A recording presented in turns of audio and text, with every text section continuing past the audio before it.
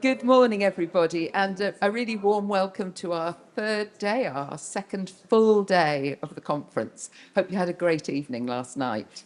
So the next bit speaker is an award-winning author, international speaker, musician and education consultant, globally known, very much so, for advocating for inclusive and diverse music education.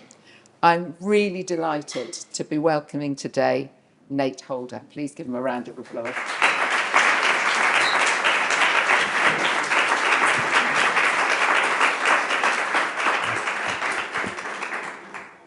Hi everyone. Wie geht es euch? Ja, gut? Ah, gut. Ich kann leider nicht die ganze Sprache auf Deutsch, aber ich kann ein bisschen Deutsch, aber I will speak in English for today, if that's okay with you. All right. I'm not sure which microphone to use. I might switch if that's okay. I like to move a little bit, so you might have to. All right.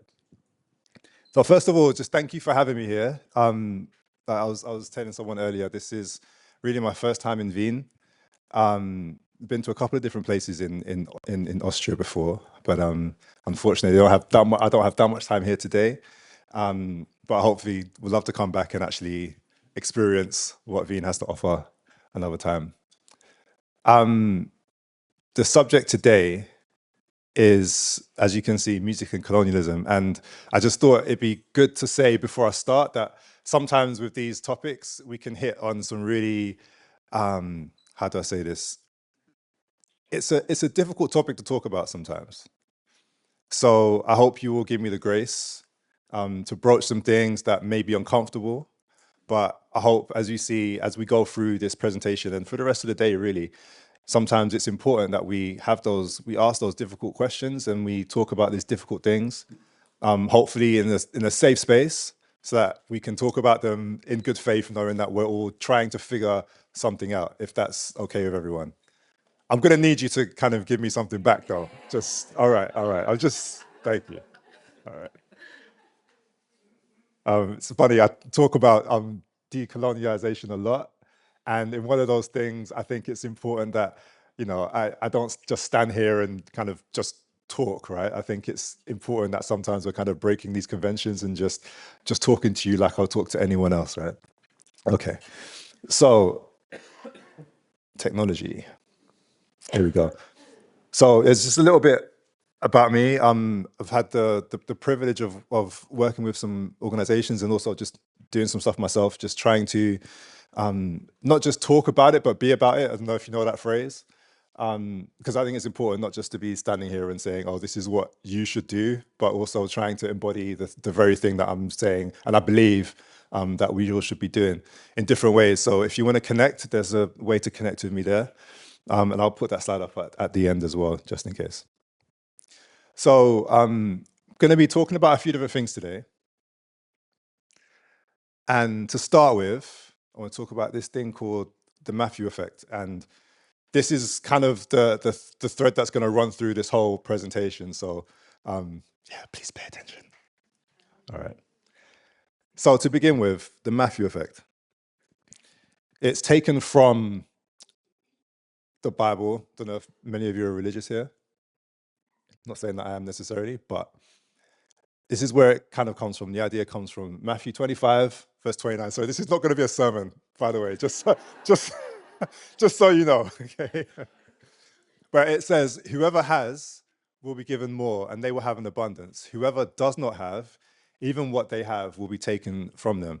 But I just want to really concentrate on the first part of this. Whoever has will be given more and they will have an abundance. And this comes from one of the parables in the Bible when Jesus is talking about talents and those who have and what they did with those talents and those who didn't have and what they did. And these ideas were in some ways synthesized by a sociologist called Robert K. Merton. Maybe some of you have heard of Robert Merton before.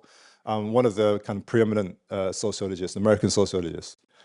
And he wrote a paper in 1968 which talked about the Matthew effect in science.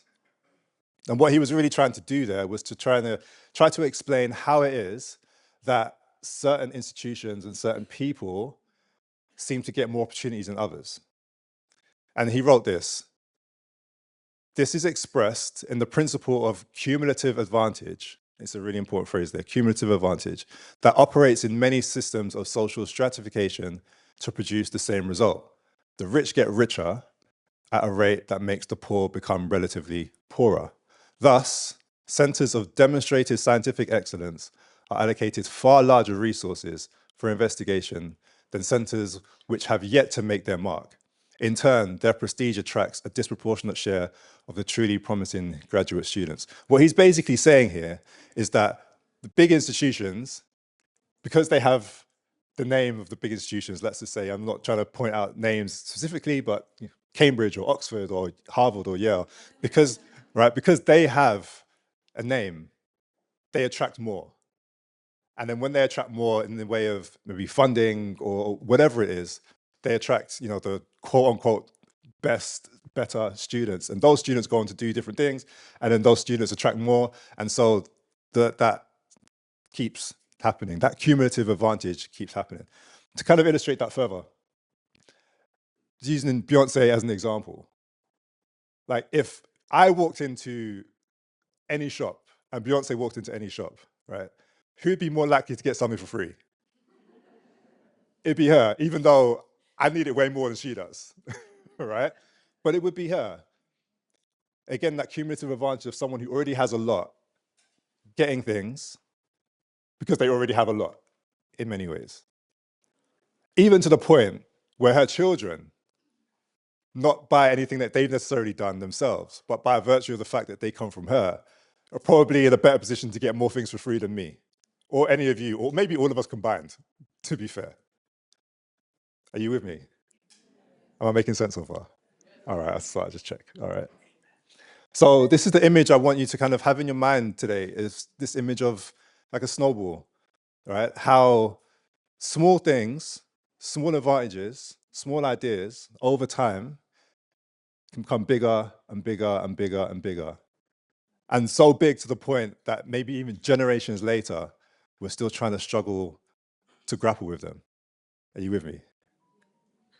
All right, that's good. So, I guess chapter 2 or track 2, we talk about colonialism. I'm not going to, because I know time is precious, and I know I will often just talk about this stuff. But I'll try and break it down really quickly. And I say quickly, it probably won't be quick, but it is what it is.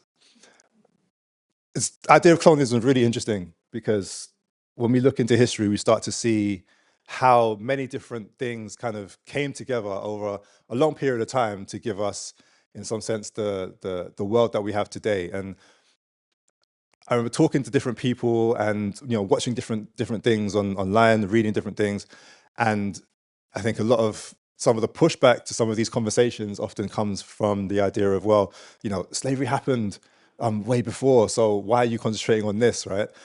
And the reason why I think it's really important to look at this particular period of history when we're talking about the 16th, 17th, 18th century and beyond is because this is really the moment that gives us our modern world, right? Even though there were people doing a lot of crazy things before, slavery was happening before, there's no doubt about that. But this is the moment where our world and how our world is now has been shaped, which is why I anyway will concentrate on this period of history. And so when we look at the many different things that kind of came together to give us what we have today, so we have the religious aspects in the church being instrumental in how ideas were shaped and formed and how they were disseminated around the world, right? We have philosophy and how people thought starting to define in many ways and universalize ideas about how to think and what to do in different places. We have the nation state idea, which is doing some digging in that. It's a really fascinating time in history where you realize that years ago, in the area that we might call, for example, France today, if you were in the north in Paris, for example, or in the South, in Nice, concepts of what it was to there was no concept of what it was to be French at that time, right? There was very little concept of even language. People spoke in different dialects, different places, and it wasn't really that connected. It's really fascinating when you actually really think about it.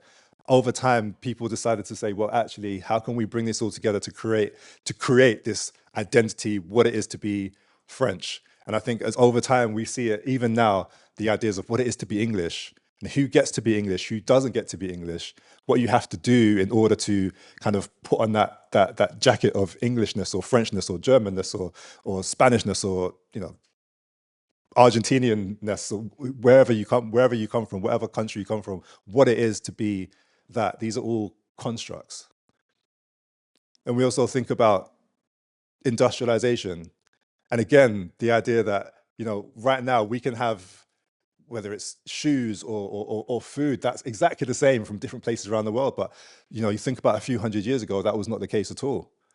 A few hundred years ago, even time, from Paris to Nice, might have been viewed very, very differently, let alone in a different part of Europe, let alone in a different part of the world. And so we have all these different fragments of ideas and different fragments of thought, all kind of slowly coming together to give us our word today. And in addition to that, of course, we had this that happened and was caused, this colonialism that I think in many ways has shaped this modern world that we live in today, where all of those different things that we just looked at came together. And especially in certain areas, I hesitate to say countries at the time, right? Certain areas in Western Europe where folks will go around the world and say, hey, actually, we want this, we want that. This is what we need to expand and what we need to grow. And interestingly enough, again, just doing a bit of digging, you realize that a lot of history is based upon geography. It's not that people in South America or people in Africa or people in East Asia were backwards or were less intelligent. It's just that the geography dictated how people lived. The resources that they had meant that they didn't have to do certain things, but their knowledge in other things was far superior, was far more advanced. For example, thinking about how the relationship with land, the relationship with animals, the relationship with plants was very different to other places in Europe, to other places around the world. But because of this, out of necessity of having to create and having to find more resources and this idea of expansion, many Western Europeans started to expand. And obviously there were wars with each other, which we saw all over the world anyway. But this particular kind of colonialism started to happen where folks would go around the world, set up their own colonies, and then start extracting resources to take back. Again, there's a lot to be said about all of this, and I don't think we have that much time to go into all of those details, but I think these are really important moments in history to understand how these small ideas over time became bigger and bigger and bigger and bigger. And so this picture, I think, is kind of sums it all up in many ways, this feasting, this carving up of the world. And many estimates think the British Empire was in control of about 25% of the whole world at the peak of the British Empire. The reason why we speak French and Spanish around the world today is because of this very reason, not necessarily because those languages are quote unquote the best.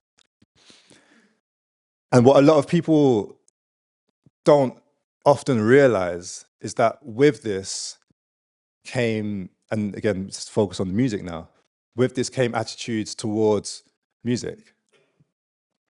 And I'm sure many of you here already know this, right? But it's really interesting when we actually look at some of the quotes that came about in the 17th, 18th, 19th, 20th centuries even, about different styles of music and about music that was being made in different parts of the world. Again, these ideas, these small ideas from people who went to different places and commented on it, coming back to England or coming back to Germany or to France or wherever. And these ideas started to grow and grow and grow. For example, Barbados, one of the countries that my father was born in, one of the countries, the country that my father was born in. In 1688, the slave codes were introduced by the British in Barbados, which essentially said that enslaved Africans were not allowed to practice music in Barbados at that time. 1688.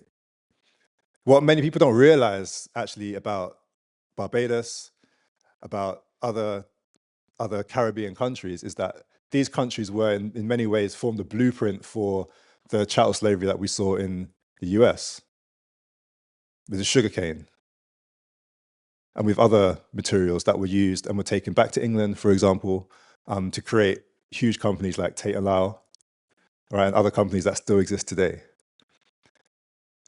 So that's just a little fact about the Caribbean. It's really interesting to see that. But then also we see 150 years later in China, talking about music in China, in China, the music is still barbarous enough, whatever the people may be who can admire it. Disparaging comments about the music over there. We fast forward about 60 years, 70 years to India, and we see another quote talking about the music being torture only fully appreciated by those who have undergone it. And these are just 3 quotes over a span of, what is that, nearly 300 years. And there's so many more from other parts of the world which talk about music in these very similar ways. Again, these little ideas over time, left unchecked, become bigger and bigger and bigger. I'm about to get in a bit of trouble now.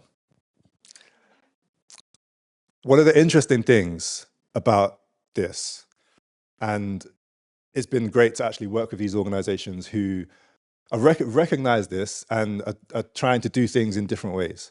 But what's really fascinating is that when you look into history, you see that some of these organizations were created not just for the purpose of preserving and making music, but also for the purpose of, like it says here, to give people all over the empire opportunities to be intimately acquainted with the finest kinds of musical art and to maintain standards of interpretation and an attitude of thoroughness in connection with music, which will enable it to be most fruitful of good. This is actually taken from the Charter of the ABRSM, which was established in 1889, if memory serves me correct.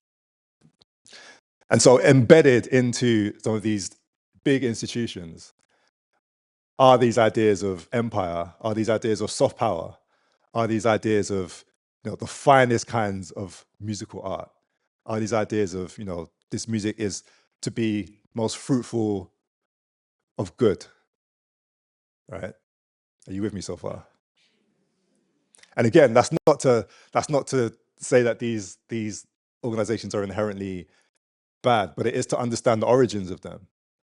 And it is to understand that, again, these small ideas, whether in some cases accidental or some cases, in many ways, different ways, been deliberately created to advance certain ideas about Europeanness versus Africanness or indigeneity, right? Become bigger and bigger over time. I like to use this example a lot because I think it kind of shows in different ways how these ideas embed themselves to the point where we don't even realize they're there. But in many ways, they've been designed to work on our minds to make sure that we think in a certain way. I'm sure many of you know this logo already. It's FedEx. You know what they do? Take packages from one place to another, right? I'm sorry I'm going to ruin this for you. You're never going to see this logo in the same way again. I apologize.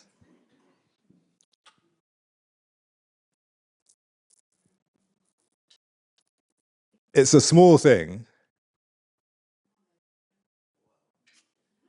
Yeah. It's a small thing.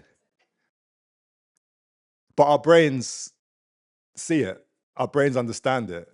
And it works on our subconscious so that when we think about movement of packages, in different ways, we see this. And I think in many ways, you know how it is. Some of these, I remember watching something recently about when Pepsi changed their logo, and they spent over $1 million on changing that logo, right? And the documentation, I didn't read the whole thing, but when you skim through the documentation about that logo, is every single detail has a reason why it's a particular shade of red, particular shade of blue, the proportion of blue to red to white. It's all been meticulously designed. I think in the same way, again, these ideas that we've seen over hundreds and hundreds of years, some being meticulously designed, and we'll get onto that in a minute, but others happening and without them being stopped become bigger and bigger and bigger and bigger. Are you still with me? So Juliet Hess, who I believe spoke here last year, an incredible person, and in 2015 wrote that Western classical music is constructed as natural, and the curriculum tokenizes alternative practices by making them tangential to the main curriculum. In many respects, Western music in education acts as a colonizer. And those might seem like strong words in many ways, but I think essentially what's being said here is that when you think about just the core things of what we teach and how we teach them, and the ideas of what is kind of seen as just the standard and the norm, in many ways, it is that Western classical tradition. Again, not saying that it's bad, but it is to understand that in many ways, like we said before, the rich get rich, the poor get poorer. The more we do something over and over and over again, the more we start to exclude other things. I don't know if you saw this YouTube video, and I wasn't allowed to play any clips, unfortunately, for you today. But there was a video that went out by the YouTuber Adam Neely, he's a bass player with the band Sungazer, and he makes some really, I think anyway, really, really good content online.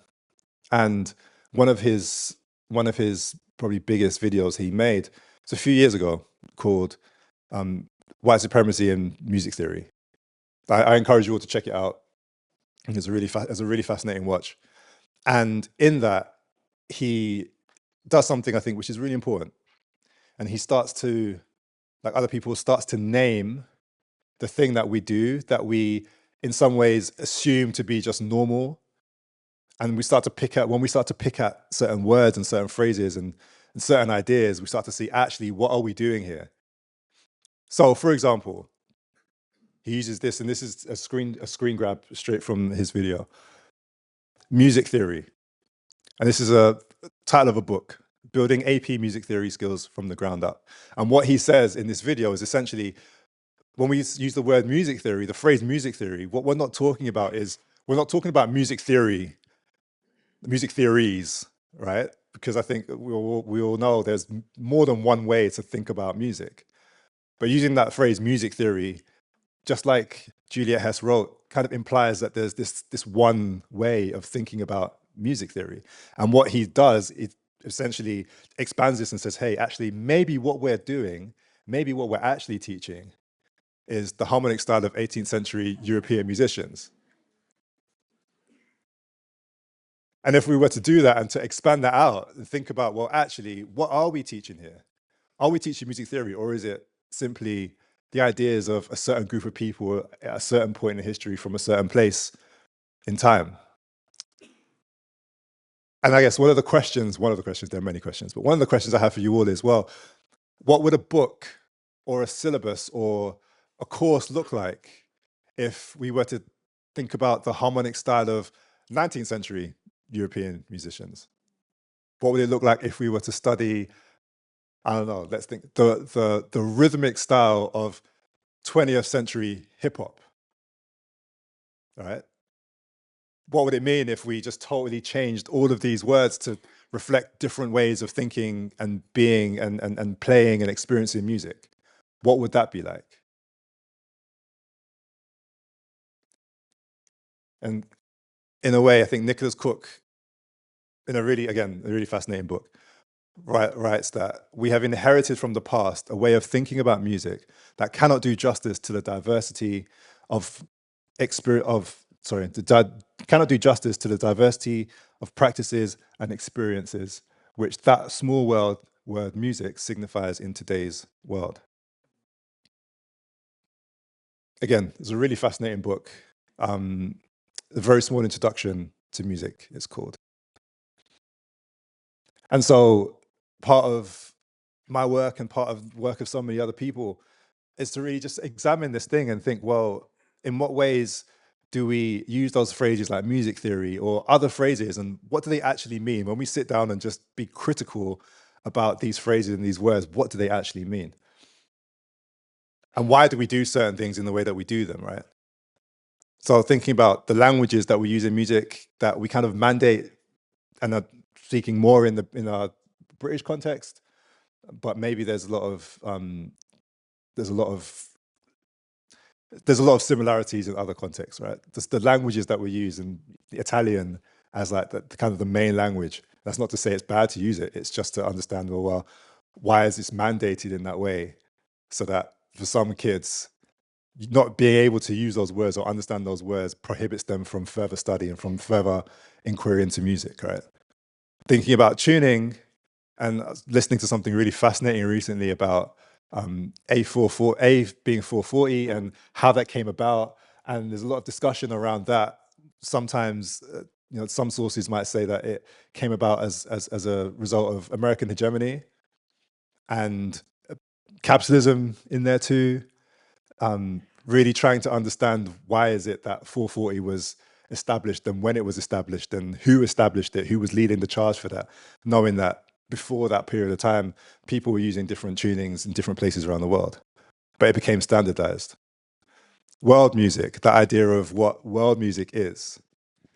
We actually think about what that phrase means and where it comes from. The idea of the best. What is the best? The great composers. I'll talk about it in a second, but I wrote a book a couple of years ago, and one of the chapters kind of just talked about that idea of what it is to be the best and greatness and what that means, and historically where we kind of get that. Again, those little ideas over time that we perpetuate until they become so big that in many ways we have no choice but to say they're great, even though we don't really know why we're calling these things, these people, great, when we put them in their proper context, at least. And again, thinking about context, I remember being at school, little anecdote. I remember being at school and never seeing any women, never seeing any Black or Asian people who were making classical music. And in many ways, it wasn't a thought. It wasn't something that I said out loud, right? But over time, sometimes it's just a feeling that you have of this isn't something that I do. This isn't something that we do. This isn't something that they do, right? This is, if you look a certain way and you are a certain way, then you can go far in that, because you look on TV and you see the people who are, who are conducting. You see the people who are, held as like the best musicians in the classical space, at least anyway. And that's not me. So I don't need to. Even if I study really hard, what are the chances that I'm going to get there? That's probably quite low, right? And I think thankfully the internet has helped in many ways, not just to highlight the people who we don't often highlight, but also to show the people the idea of what success is. And success isn't always, the person who is, always platformed at the BBC Proms, for example. There are many different people who are doing incredible work all around the world who don't get the shine of, a Lang Lang, for example, but are incredible musicians in their own right and have influenced so many generations. And just orality and notation and its limitations.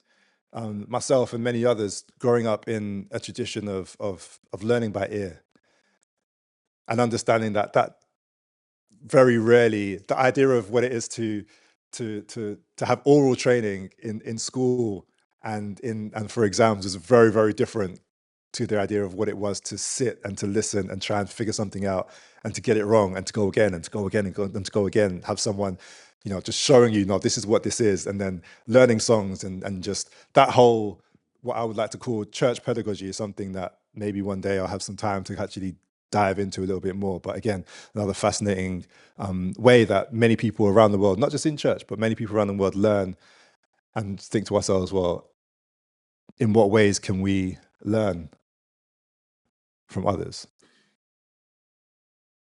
Are you all with me still? Okay. Time's going, isn't it? Okay. I'm gonna have to just skip through a lot of this stuff now. I wanted to talk a little bit about canon because I thought it was really interesting. I think sometimes with these conversations, it can sound like there are a group of people who have said, this is what it's going to be, and everyone's going to follow from now on. But from reading this interesting article by William Weber, which is written in 1989, talking about how these musical canons were formed in many ways very organically, it kind of gives us a whole different spin on the idea of canon.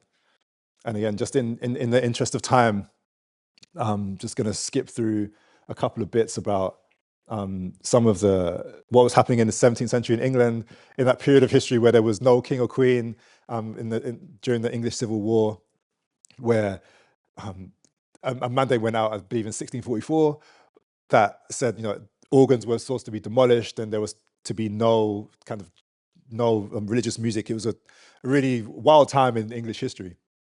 But at that point in time, I think in 1641, I believe, there was a book that was written, a compilation of music. And historians kind of argue this is the first time that a book was put together of music that was just written by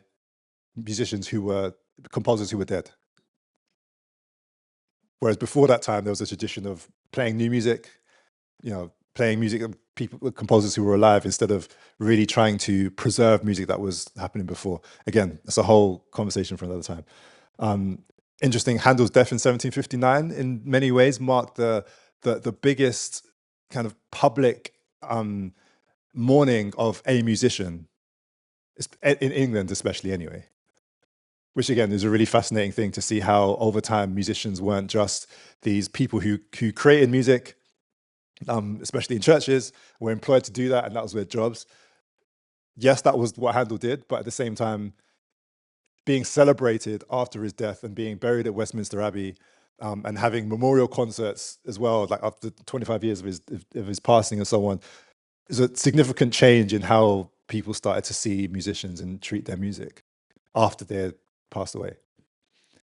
And then just that kind of festival culture of, again, playing music, knowing that people like something, and then just repeating it 1 year after the next. And then we can't ignore the impact that education has had in creating these canons too. I'm a teacher, I teach someone from a particular composer or a particular style. They learn it, they enjoy it, and they say to their student, oh, by the way, you know what, this really helped me. Let me teach you that same thing. And that student goes away and teaches more. That really helped me. Let me teach you the same thing. And so again, those little ideas over time become bigger and bigger and bigger and bigger. Snowball.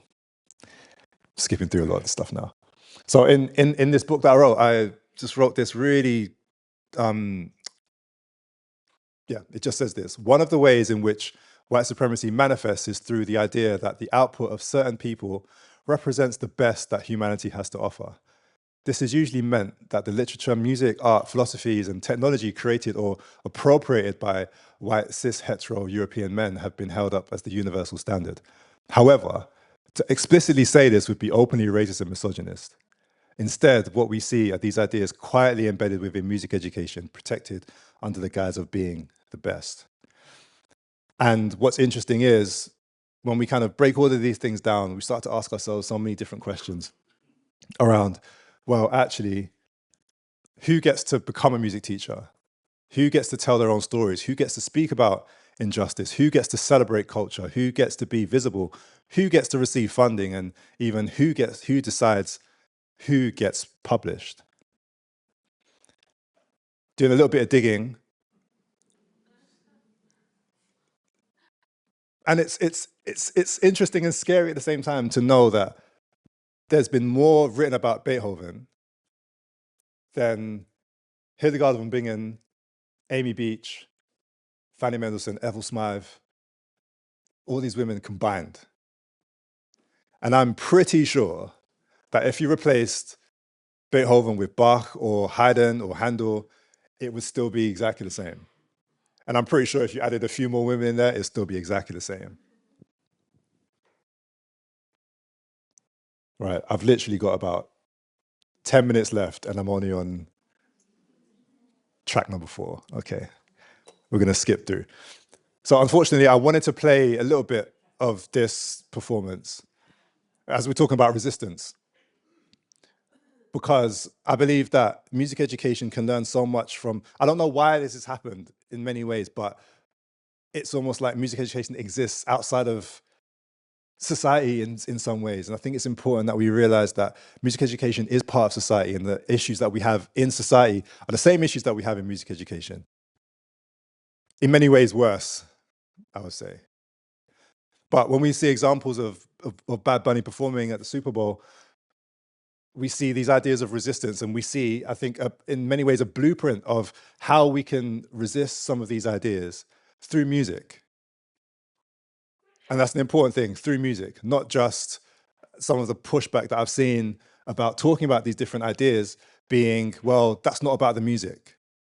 This is not a sociology class. This is not a history class. This is not a literature class. We're not analyzing lyrics and creating lyrics. That's nothing to do with it.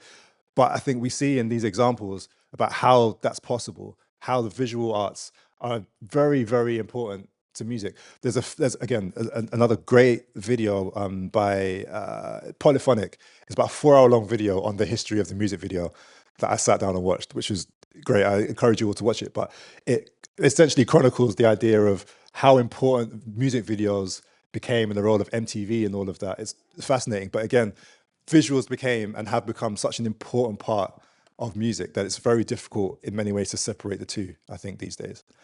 And so Bad Bunny's performance, whether it was referencing the sugarcane fields, right, with folks working on the plantations, again, even referencing back to what I said earlier about Barbados and sugarcane, how sugar was a huge influence in colonialism and giving Europe its wealth and its power.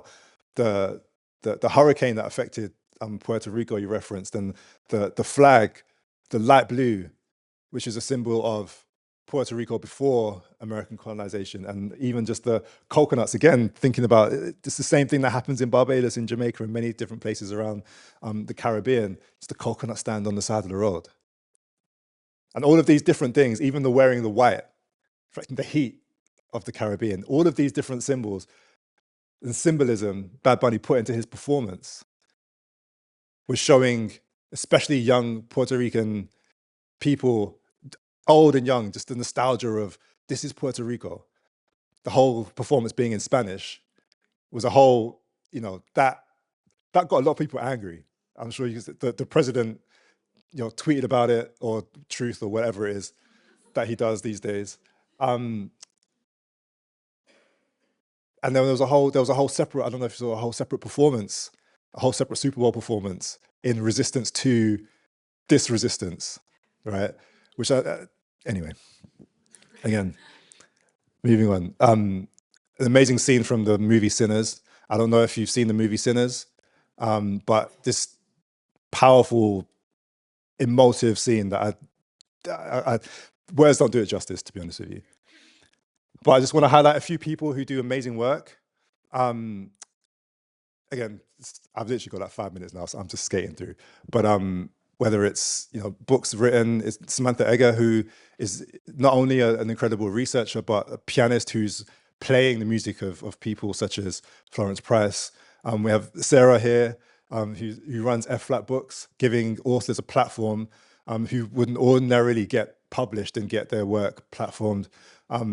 Shameless plug for one of my books as well. Gabriella Delaccio, who runs an organization called Donne, who, if there is time, we'll come to in a second. Again, I'm skipping through, but this this is just say sometimes it's great that we talk about all of these different musical terms, but if you know what that face means, you know what that face means, right? Sometimes it's just about that, isn't it? It's just about how can I play something that just makes someone go, oof, that was good. All right, I don't have any time now, so I'm gonna skip through a bunch of stuff. But let me just get to. Let me maybe if there's time later, if there's questions, we can kind of go back to this. But I just wanted to, before we go, just highlight a couple of things, and I think are very important. We are all connected in this world, and I think sometimes it's very easy for us to forget that. We talk a lot in England about inclusion and technology and the need for more people to have iPads and so they can make more music, which is great. But if we're thinking about all of these things, I think it's very important that we understand that in the pursuit of more iPads, in the pursuit of more technology, there are children who are losing their lives for us to have iPhones. And that's not to say that we don't, try and get more technology, but it is to understand that we are part of an ecosystem. And it's to understand that if we're not being aware of it, means that we can change something. We live in the real world. And it's sad and a shame, and I think a tragedy in many ways, that the reality of life that's happening all over the world, we in some ways can choose to ignore, even though when we see atrocities happening, when we see genocide happening, when we see presidents saying outrageous things and doing outrageous things, that we can't take a moment to realize that there is music being made about these things right now. There are young people who are watching the news who are aware, young Jewish people who are just don't know what to do right now, right? And I think we can use music as such a powerful force, not necessarily to demonize one side or another side, but to let young people know, hey, I know that you know this is happening. I'm not gonna ignore that this is happening, but here's a bunch of music that will hopefully help you to understand what people on this side or this side or this side are experiencing right now, what they have experienced, what they are currently going through, and what they potentially might be going through, what you might be going through in the future, what you might be feeling right now. It's great to learn about harmony and chords and textures and forms, right? But I think it's also important that we help young people to see and understand that, as educators, like we see them, we understand that they're going through many different things and confusion in this world, and there is music that can help help them to understand what's happening. Nothing, and not everything that is faced can be changed, but nothing can be changed until it is faced. And before I wrap up, just a couple of stats. This is from Donne, Women in Music. Every year they put out a report which looking at, this, in this case, 111 orchestras worldwide. 16,327 pieces, 92.5% were composed by men.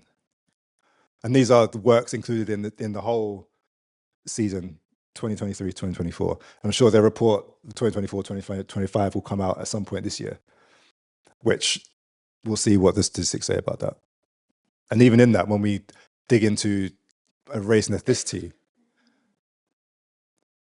we see that only 5.8% of the men whose works were performed are from the global majority, and of the women, only 1.6%. Again, the rich get rich, the poor get poorer. Those small ideas of who's allowed and whose music is the best over time become so big that now, generations later, we're fighting against, in some ways, it feels like insurmountable mountains.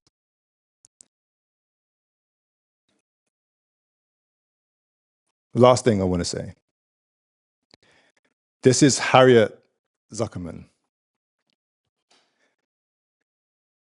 Interestingly enough, where's my phone? All right, I'm gonna have to try and remember this now. Harriet Zuckerman, remember Robert Merton at the beginning of this presentation, his paper in 1968. The second sentence of his paper, he talks about how he built his work on the work of Harriet Zuckerman. A few years later, in 1973, I believe, he said that in hindsight, he realizes that that paper, instead of just having his name on it, should have been a co-authored paper with Harriet Zuckerman. And so in a strange twist, that same Matthew effect, that very same Matthew effect that Robert Merton talked about, the same one that he should have co-authored with her, right? We see her being the victim of that same effect that he became known for. Interesting. But yeah, that is, in some ways, what we're dealing with, right? It is the idea that someone, in her case, could do a lot of work. Someone else who already has the cachet, who already has, a certain amount of power, can come along and then be recognized for that. The rich get richer, the poor get poorer. People know Robert K. Merton. Not many people know about Harriet Zuckerman. Interesting enough, they got married about 20 odd years later. Yeah. So in closing, what we do is bell hooks. What we do is more important than what we say or what we believe. Our actions reveal our commitment to transformation. And I'd just like to leave that with you today. Thank you.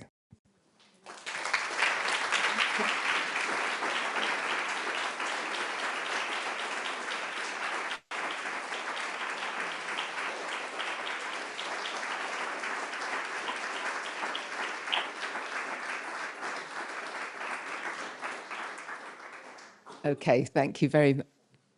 Don't think is it working? I have.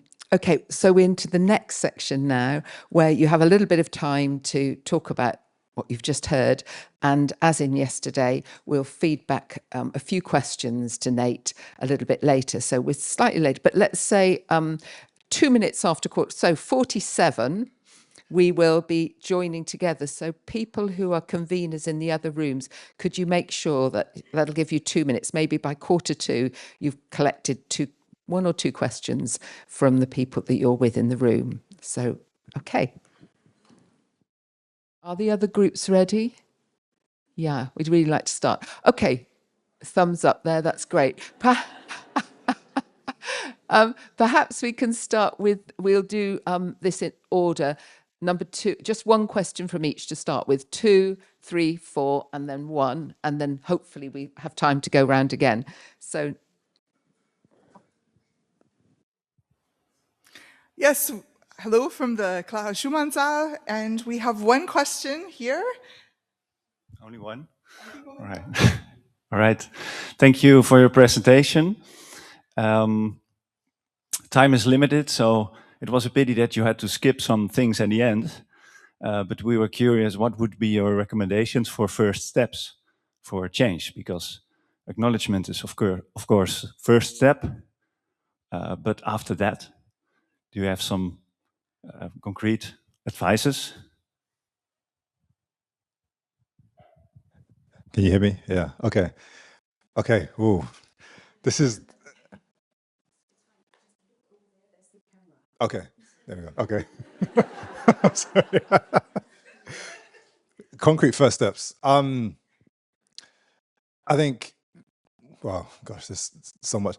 I think it definitely all depends on where you are and your institution and your situation, right? I'd say really first, like, identify. I think in many institutions there are easy wins that we can have, like small things that make a big difference. And I think sometimes we can look to the big things, like how can we add a new add something new, or add this whole new ensemble, or bring in this teacher. And I think there are many smaller things that you can do depending on your institution, depending on your context, that can make a big difference to maybe a small minority of people. So I think what I'd encourage you to do is to think about and to ask the questions, I think, about what certain people might need, what they want, what they're looking for, what they wish they had, and then start in small ways to address those things. I hope that helps. I don't know if that's very concrete, but I think one of the best ways we can do these things is really just to ask the question and be humble and ask the question, say, what are you missing? What would you love to have? What would you love to see? What would you love to be a part of? And then taking it from there. Thank you. Can we go to room 3? Yes. Yes, also from our side, thank you for the lecture. Our question here is a little bit related to the last one. So the music which is happening all over the world in the different cultures is created under different circumstances, of course. And so we ask what we can learn exactly for our teaching in schools and in music schools here in Europe, because here in Europe we have of course also the Western classical tradition and these things, and our students and the children and so on, they live somehow more or less in a safe place at the moment, but the world is not safe, so the pressure is there. But yeah, what exactly can we do so that they start to express themselves musically like it is in other cultures?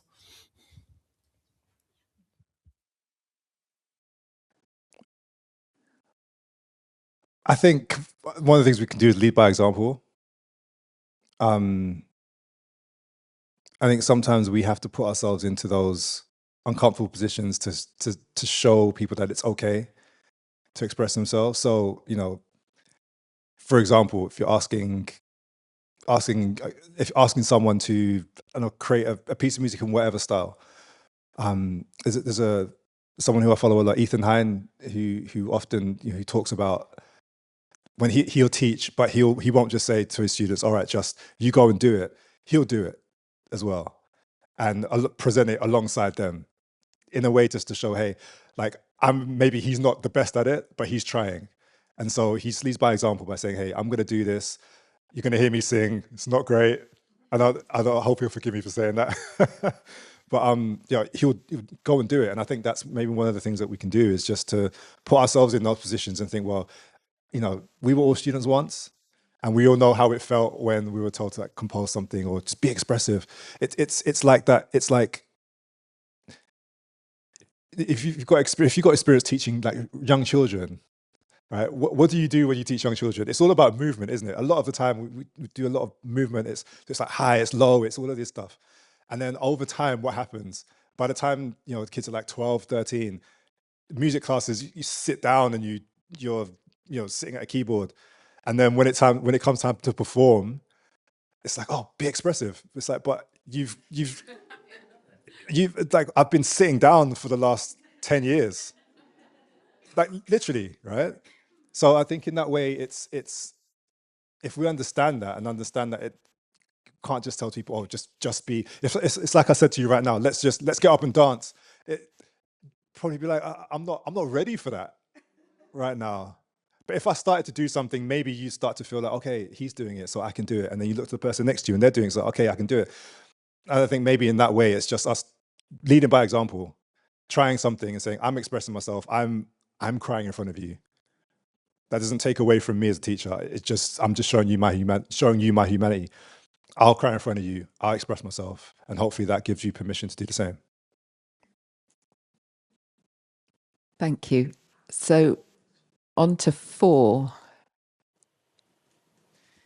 Yeah, thank you for your presentation. That was a very nice overview on this topic. And I want to ask a question as someone who's working in higher music education at a music university in Germany.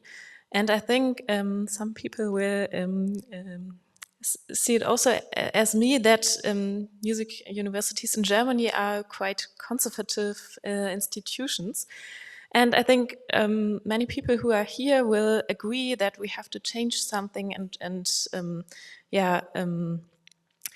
want to do something. But what I experience in these institutions is that many people don't see the need to change something, or don't even agree on that we have a problem. We need to change. Some don't want to see it. Some close the eyes before it because they are also privileged by these norms we are reproducing. And I would like to know what you would suggest to react in situations like this when we have to work together with people we cannot convince from our ideas of changing something. Thank you for the question. Sometimes I find these questions difficult to answer as someone who is not employed by an institution, right? Because I, probably for many different reasons, I don't know if they'd let me. Do you realize sometimes when you talk about certain things, it means people don't want to engage with you in certain ways, right? So saying all that, I think sometimes that strong leadership to say, this is the direction we're going in, and if you're with us, then cool. If you're not, then we'll figure something out, right? And that's not to, I think that's not to try and marginalize people, but it is, I think, in many ways to say, well, if this is the direction that we're trying to go in for our students, who are the key stakeholders in all of this, right?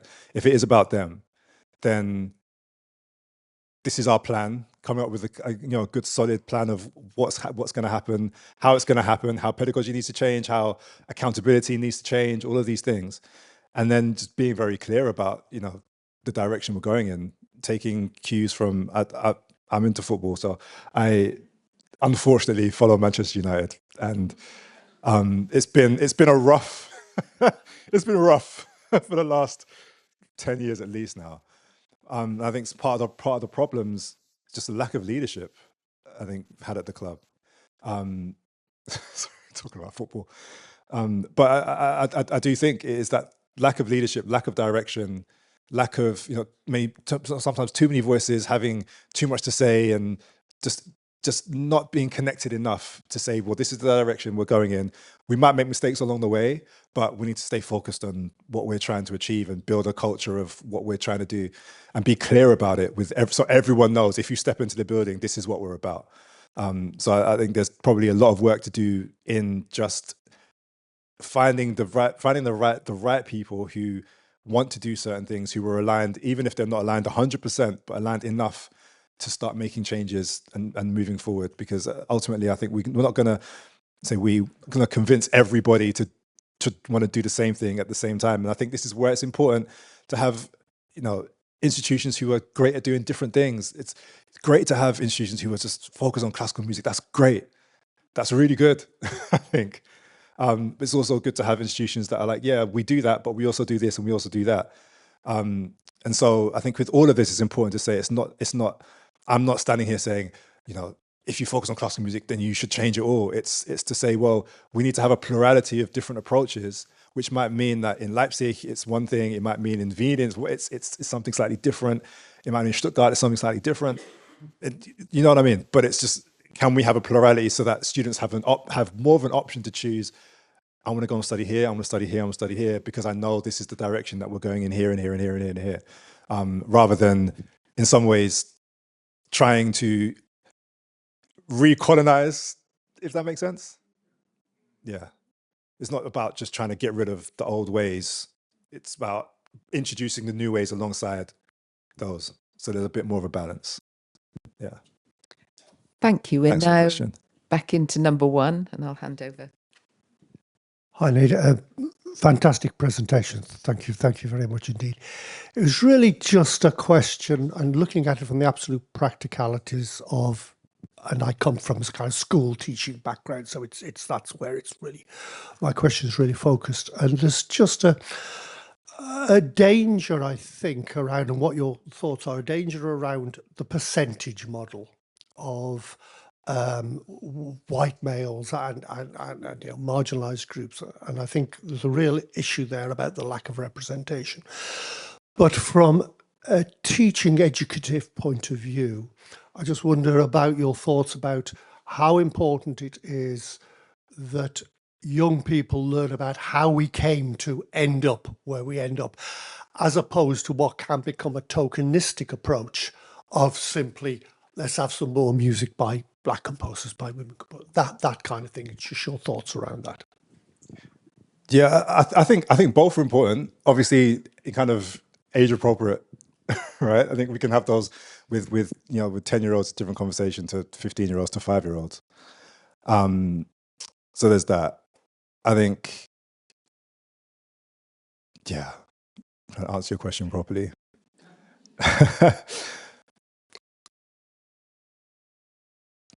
I think in many ways, like we have to start from somewhere, and I think this is that approach of really dissecting what we do. And I put it this way: I truly believe that there's a way in which, if we are able to kind of look at, you know, from early years all the way through to, let's just say, to the end of secondary school, for argument's sake, right? That we can do a lot in that if there's a joined up approach of this is the journey we're taking these children on throughout. So it's not just primary, it's this, and then it stops, and then it's secondary, it's this, and then, oh yeah, you've got 2 years of that, but then GCSE and then it's something else. I think if there's a, just like in maths, right? You're building on these different ideas constantly throughout, you know, children's journeys, and I think we can do both. At different times, we can definitely do both. And then it becomes less tokenistic, because then it's not just in Black History Month we're doing this, or it's not just here we're doing this, but it's like, for example, with 5 or 6-year-olds, I can teach you, I can teach you how to count, not just, you know, 1, 2, 3, 1, 2, 3, 1, 2, 3, 4, but I can also teach you, you know, I can do that at that age, you know, and that doesn't have to be just a one-off, but it can just be as we go on. It's like, yeah, remember we did that last year, we're going to do this again this year, and we're going to be counting in this way, because even though it's classical music, we're going to be counting in this way because it's just part of our vocabulary now. So I think there's ways that we can kind of eliminate the tokenism like that, if we have just far more of a joined up approach about how we're taking a child from, you know, being at home and hearing the sounds that they hear at home from as soon as they're born, to the point where, you know, they're starting to read music and they're starting to write music themselves. I hope that answers the question. But I think just that in England, I think we just have that totally kind of, it's a few years of this and then it's just different, and it's a few years of this and it's different, it's a few years of this, and it just doesn't allow for anything to be, it doesn't allow for things not to be tokenistic, I think. Hey, unfortunately, we're actually even past 10 already. So once again, I think we should put our hands together for a fantastic presentation. Thank you very, very much. Thank you.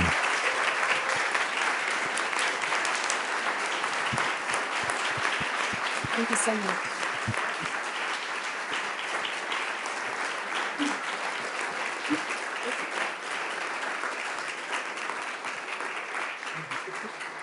Thank you so much. We would have loved to have 2 or 3 hours with you, but, and now comes the good news. As you all know, these keynotes, at least the one that was yesterday and today, they were live streamed online, so our colleagues also could see them. We will produce videos from it. In some days, you will have it on the EAS YouTube channel. And all 3 keynote speakers also already gave their consent to write in our book, because there will be a book. And you will also these days get a call for also write in the book if you want to. So there's 3 ways or 2 ways still to get more information. I just asked Nate to include all the links that you were talking about. So we will see that we also have it in the book. That's one good news. Then we also, like you saw it, not in all the rooms we were so full. So tomorrow on Saturday, we will only have 3 rooms. We will have not the Future Art Lab. So it's only 3 rooms tomorrow, then we are more together. That's another thing. Yes. Then there's another thing about a keynote yesterday. We had Wolfgang Beutel, and he was showing quite quickly something about a school in Germany, in Bremen, that works together with a concert organization. And this afternoon at 2:30, there is a presentation of the group that evaluates this program at the moment. So if you want to have more information about how one school works very much on democratic issues together with a future lab, as they call it, you could come to this room at 2:30 today. Then I wanted to tell you that yesterday we had a lovely concert in the concert house, and not all of you knew where to find the program. I'm very sorry for that, but everything again is in the link tree. So in our link tree, if you all want to look it up now, you can see who was playing yesterday in the evening. And already some of you might go home today. You know what to do? You can keep the color paper, but you give us back the badge because this is a green thing as well, not to throw it away. And the last thing is to really warmly also invite you to the conference dinner tonight. Yesterday we had a lot of different styles of music in the concert. Tonight it will be very Austrian. So, and there will be 3 ways of dance in Austria. So I already have these shoes. Okay, so this is for now. Enjoy the coffee break and thank you so much.